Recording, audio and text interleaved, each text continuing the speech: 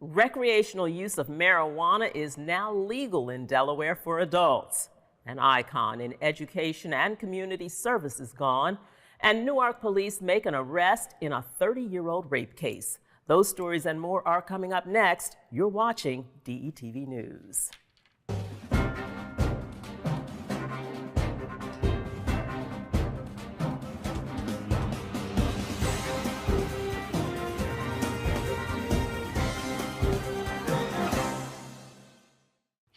Hello, I'm Lauren Wilson, and thanks for joining us. Topping this DETV News update is a turnaround by Governor John Carney.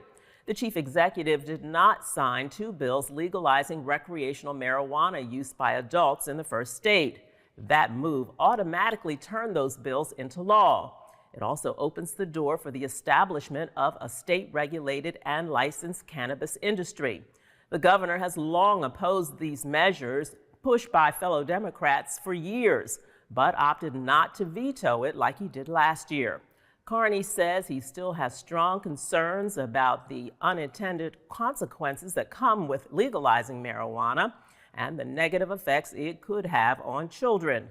But he said the ongoing dispute has been going on too long, and it's time for the party to move on so the Democrats can unify and focus on other priorities. So far, 21 other states have legalized recreational use of marijuana by adults. In other news, State Representative Valerie Longhurst announced several proposed bills at a news conference held at William Penn High School. Her behavioral health care package is called Taking Action on Mental Health.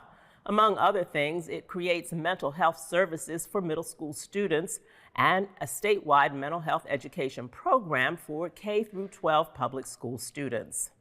It's a package of bills to address the mental health and break the stigma in the state of Delaware. It's to help children. It's to build on the bills that we did last year.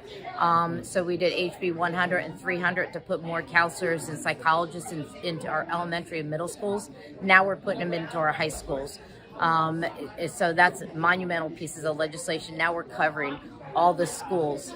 We're also putting a bill in for traumatic, suicide, traumatic, or anything that happens in the school so that the resources are there for the students. And we also want to make sure that that when people go to get the services, that Medicaid pays for it. So we put a bill into that to make sure that no matter what your income is or your disability, that you're able to get the resources that you need to help break that stigma and have a well-being. Co-sponsors of the measure were on hand along with mental health advocates. Longhurst urged the public to show support by hitting social media, writing to state lawmakers, and members of the Delaware Joint Finance Committee, along with the governor. Sad news tonight about the death of Maurice Pritchett, a trailblazer in the field of education. Pritchett was the principal of Bancroft Elementary School in Wilmington for more than 30 years. He was a high school and basketball star who recently was inducted into the Delaware Basketball Hall of Fame. Pritchett is noted for championing the way for countless students and educators. After retirement, he continued to work in education by creating programs geared to keep young people engaged and out of trouble. Pritchett and his wife Juanita worked side by side as educators. He died in a hospital last Friday. He was 80 years old. No word yet on funeral arrangements, but there are already public calls to have Bancroft named after him. In news from Delaware State Police, investigators are on the lookout for two robbers, one of whom brandished a gun. According to police, the bandits held up a 58-year-old man along with a 23-year-old man while the two were at a Wawa on Limestone Road unloading a tractor trailer for the store. The suspect stole numerous boxes of cigarettes from the trailer before running off. All this happened around 8:15 last Friday night. Investigators are looking at surveillance video and are asking anyone who may have seen something suspicious happening at that Wawa at the time to contact them by calling Crime Stoppers at 1-800-847-3333. In Newark, police arrested a man for a crime that happened in 1989. Gary Matta is now behind bars. The 66-year-old was taken into custody for allegedly molesting a 12-year-old back when he was the child's Boy Scout leader. Matta eventually became the boy's legal guardian, and investigators say he raped his victim hundreds of times between 1989 and 1992. The Boy Scouts of America reported the inappropriate activity in 2020, and Newark police have been gathering evidence ever since. Matt is being held at the Howard Young Correctional Center in lieu of more than $200,000 in cash bail. A new high-tech laundromat is opening in Wilmington. Newcastle County Executive Matt Meyer was on hand for the grand opening of the Blue Water Wash Laundromat located in the Merchant Square on Governor Prince Boulevard. The facility will open 24 hours, 7 days a week. It features 112 high-efficiency touchscreen washers and dryers. It will be fully attended and will offer dry and fold services. The warmer weather means it's sailing season for the Kalmar Nickel.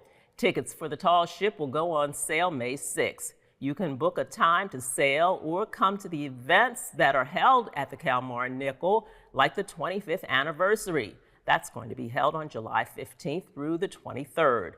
For more information, call the number on your screen. That's area code 302-429-7447. Finally, a follow-up on a story we first told you about last week. 3 sisters from William Penn High School got the opportunity of a lifetime last Friday after being asked to sing the national anthem at the Phillies game.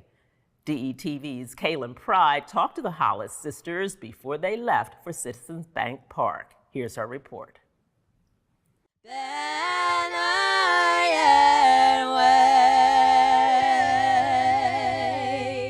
Three voices, one sound. It was just a natural upbringing in us that we could naturally sing. And then even if they told us to stop, we wouldn't. Michaela, Yancey, and Madison are students and sisters at William Penn High School and have been given an opportunity of a lifetime. Because this is a very big deal. Yes. The 3 sisters will sing the national anthem on the mound at the Phillies game. I feel like I'm excited, but nervous, but I'm not nervous.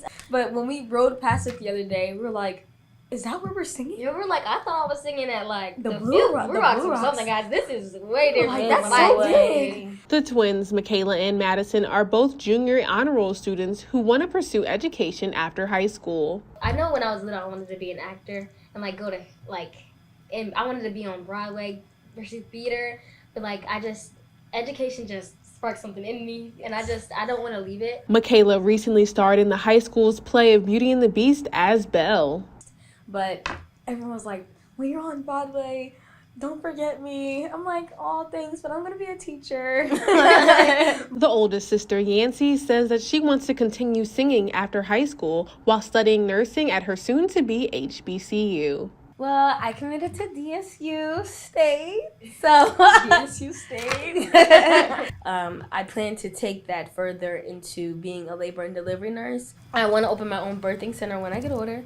And I want to cater to Black and brown mothers who have hard times in the labor and delivery room, like these things. How much better can I show my love for you? All 3 sisters give credit to their parents and spiritual upbringing for their talents and say that without each other, they wouldn't be where they are today. But through the years, as we gotten older, I can really truly say, if I don't have anybody, I have my sisters. For DETV News, I'm Kaylin Pride. I was at the game, and while the Phillies didn't win, the Hollis girls won over the crowd with their performance, and they will be right here in our studio for Good Morning Wilmington this coming Monday. That will do it for DETV News. Be sure to watch us and share us on social media platforms and view us on Comcast Channel 28. I'm Lauren Wilson. Thanks for tuning in. Stay safe, and we'll see you next time.